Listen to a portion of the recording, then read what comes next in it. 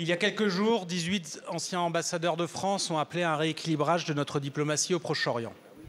Ils déplorent que la seule réponse au massacre injustifiable commis par le Hamas soit une guerre totale, un cauchemar humanitaire, des bombardements indiscriminés et disproportionnés ayant fait à Gaza 13 000 morts civils, dont 5 300 enfants.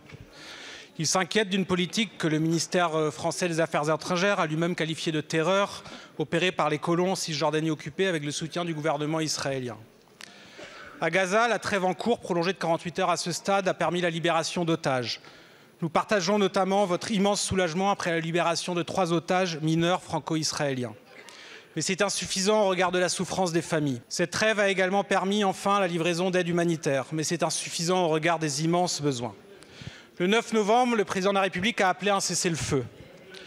La ministre des Affaires étrangères a elle-même dit dimanche « La France considère qu'il faut une trêve qui permette d'aboutir à un cessez-le-feu ». Ces paroles sont bienvenues. Mais pour qu'elles soient entendues et suivies des faits, il faut des actes. Que fait la France concrètement pour contribuer à ce cessez-le-feu? Cette étape est décisive car elle doit être la première vers une solution politique sur la base du droit international. Et en particulier, d'une solution à 2 États qui, quoi qu'en disent les sceptiques, n'a jamais été tentée. Il faut que la diplomatie française soit au rendez-vous de son histoire et de la paix.